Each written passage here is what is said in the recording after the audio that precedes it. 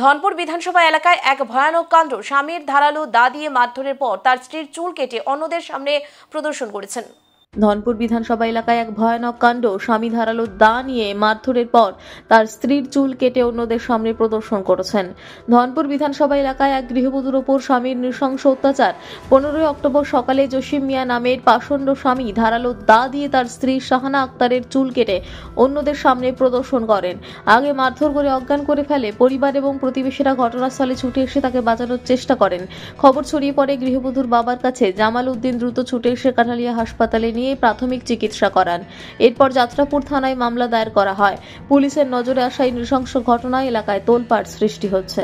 আজকে সকালে গতকালকে রাত্রে বাড়িতে বাইরে গেছে, বাইরে যাওয়ানোর পরে রাত্রে বাড়িতে এসে না কখন নেশা করছে কি করছে না করছে। যখন বাড়িতে গেছে তখন সকালে মেয়ে জিজ্ঞাসা করছে যে তুমি কই আসিলে বলে এই কথা জিজ্ঞাসা করার পরে মেয়ের মায়ের দূর করে মেয়ের চুলটু কেটে শেষ। বলে খেলছে তো আমি কইছি আমার কথা আমি যে গিয়ে তোমার কথা তুমি দাও। আমি আইয়ালে তিন আমার দড়ি চুল কাটি লেবে বলে কাটি লেবে এরা চুল কুয়া কাটি দিছি। কি করে তোমার স্বামী কাম কাজ কিচ্ছু করে না, তোমার মারে? হ্যাঁ খালি মারে। তুই কি করবি এবার? আমি চাইতাম না।